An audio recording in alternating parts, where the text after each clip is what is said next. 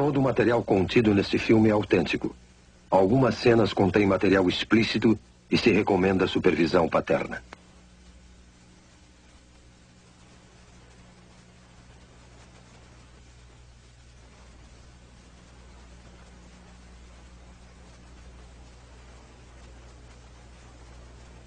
Agora podemos perceber o grito silencioso na face desta criança que agora enfrenta a iminente extinção.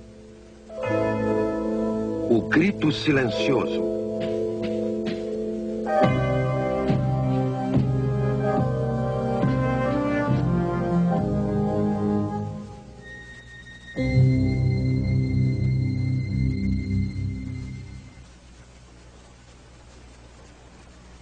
Meu nome é Bernard N. Nathanson. Sou um médico e também obstetra e ginecologista. E acho que tenho alguma experiência em matéria de abortos. Bem, quando eu estudava medicina, em 1949, não havia uma ciência como a fetologia. Aprendemos que esta criança a nascer, o feto, era uma coisa no útero e que somente por uma questão de fé era ou não era um ser humano e se esse ser humano teria ou não qualquer qualidade bem pessoal. Mas essa história mudou desde 1970. Foi nessa época que a ciência da fetologia surgiu nos meios médicos. Surgiu pela mera apresentação de grandes e novas tecnologias, como a imagem ultrassônica, o monitor eletrônico do coração fetal, fetologia, histeroscopia, teste imunológico e uma série de outras novas tecnologias que hoje constituem, de fato, o corpo da ciência da fetologia. A imagem ultrassônica, que é a imagem do feto em movimento, tornou-se acessível à nossa clínica a partir de 1976.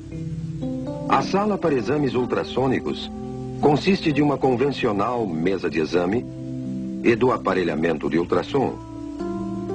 Essa máquina que vemos aqui.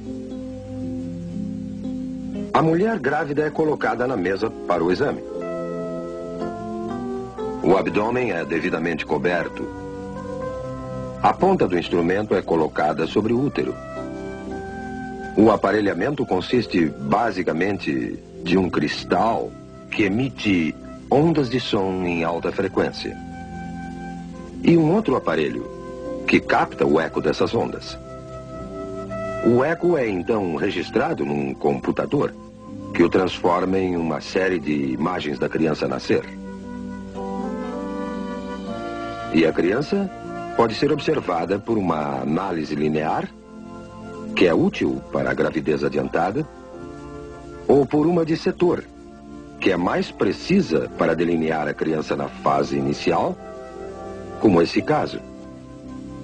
A imagem reconstruída pelos moldes do eco é capaz de ser de uma absoluta clareza e é tão detalhada nesse instrumento que as válvulas do coração são observadas abrindo e fechando com as contrações do coração. Mães e pais, pela primeira vez, têm podido ver suas crianças antes do nascimento, com essa espetacular tecnologia.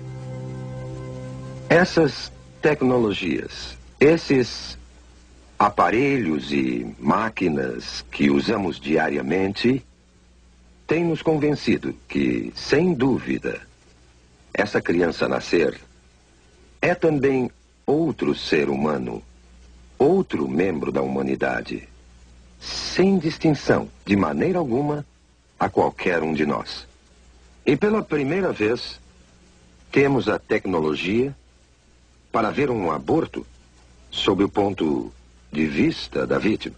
A imagem ultrassônica nos permite ver isso. E assim, pela primeira vez, vamos observar como uma criança vai sendo torturada, desmembrada desarticulada, esmagada e destruída pelos insensíveis instrumentos de aço do aborteiro.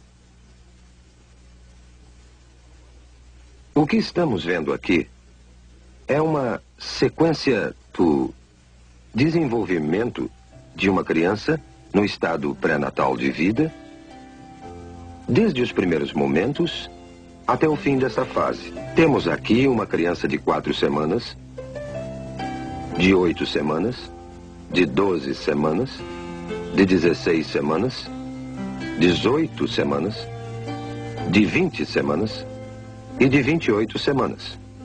Como podem ver, não existe ainda uma mudança dramática na forma ou substância desse ser durante esse desenvolvimento. Essa pequena pessoa, de 12 semanas, é uma criatura, inegavelmente um ser humano. Já tem ondas cerebrais desde 6 semanas, seu coração está funcionando há 8 semanas, e todo o resto das funções humanas são exatamente como as nossas. Agora, esse livro, Obstétrica de Williams, 16ª edição de 1980, é um livro de estudo usado em todas as escolas de medicina nos Estados Unidos. O prefácio desse livro, publicado em 1980, nos diz o seguinte: felizmente entramos numa era que o feto pode ser já considerado e tratado como nosso segundo cliente. Quem poderia sonhar, mesmo há alguns anos, que poderíamos atender um feto como médico? As tradicionais éticas médicas e conceitos nos dizem que não devemos destruir nossos clientes e nós juramos preservar suas vidas. Agora veremos como o aborto age no nosso segundo cliente. Temos então uma criança de 12 semanas no útero, o útero sendo esse músculo em redor da criança. Quando o aborteiro inicia o processo, primeiro coloca esse instrumento, conhecido como espéculo, na vagina da mulher.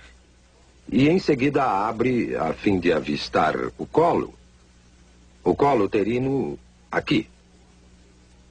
Tendo avistado o colo, o aborteiro, então, pega esse instrumento, conhecido como tenáculo, firma-o seguramente com o espéculo no colo. Desta maneira, grampeia bem o tenáculo para firmá-lo melhor ao colo do útero. Outro instrumento que é posto em ação é chamado sonda. Esse instrumento é colocado dentro do útero, depois retirado, para o aborteiro determinar exato a profundidade e o tamanho do útero.